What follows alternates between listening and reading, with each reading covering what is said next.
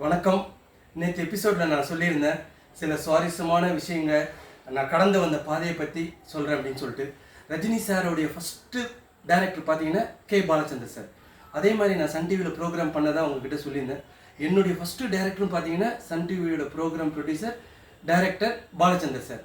அது வந்து எனக்கும் ரஜினி சாருக்கும் ஒரு என்ன சொல்கிறது, அப்படி ஒரு நெருக்கம் இருக்குது. அதே மாதிரி ரஜினி சார் டிசம்பர் 12 பர்த்டே உலகத்துக்கே தெரியும். அதே மாதிரி நீங்கள் பார்த்தீங்கன்னா ஒரு பெரிய அதிசயம் என்னென்னா, நான் இருக்கிற ஃப்ளோரும் 12th ஃப்ளோர் 12 எனக்கும் அவருக்கும் ரொம்ப சிங்க் ஆகுது. அதே மாதிரி போயஸ் கார்டனில் சாரோட வீடு பார்த்தீங்கன்னா டபுள் டோர் இருக்கும். அவரோட வீடு என்ட்ரன்ஸ் பார்த்தீங்கன்னா உள்ளே போனோம். அதே மாதிரி என்னோடய வீட்லேயும் பார்த்தீங்கன்னா டபுள் டோர் தான் வச்சுருக்கேன். ஃப்ளாட் சிஸ்டம்லலாம் பார்த்தீங்கன்னா மெயின் டோர் பார்த்தீங்கன்னா ஒரு டோர் தான் வச்சுருப்பாங்க. ஆனால் நான் அந்த சிங்கிள் டோரை ரிமூவ் பண்ணிவிட்டு டபுள் டோர் போட்டேன் நான். ஸோ அந்த மாதிரி ரஜினி சாருக்கும் எனக்கும் நிறைய இன்சிடென்ட்ஸ். அது எப்படின்னு தெரியல. ஆனால் லைஃப்பில் என்றைக்காவது ஒரு நாள் நான் அவரை மீட் பண்ணணும், அவர் காலில் ஆசீர்வாதம் வாங்கணும் அப்படின்னு நான் நினச்சிட்டு இருக்கேன் என் ஃபேமிலியோட.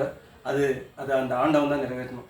அதே மாதிரி நான் இன்றைக்கி இந்த இடத்துல யூடியூப்பில் வந்து பேசுகிறேன்னா, இது வந்து நான் உடனே பேசிடல. கிட்டத்தட்ட 18-20 வருஷம் போராட்டம் நான் இங்கே வந்து நிற்கிறதுக்கு. இதுக்கெல்லாம் காரணம் என் ஒய்ஃப் பிரபா தான். அவங்க தான் என்னை மோட்டிவேட் பண்ணிகிட்டே இருப்பாங்க. நீங்கள் போராடுங்க ஜெயிப்பீங்க, நீங்கள் போராடுங்க ஜெயிப்பீங்கன்னு சொல்லி என்னை ஸ்டேஜ் ஏற்றி என்னை பல ஷூட்டிங்கெல்லாம் அமுச்சு.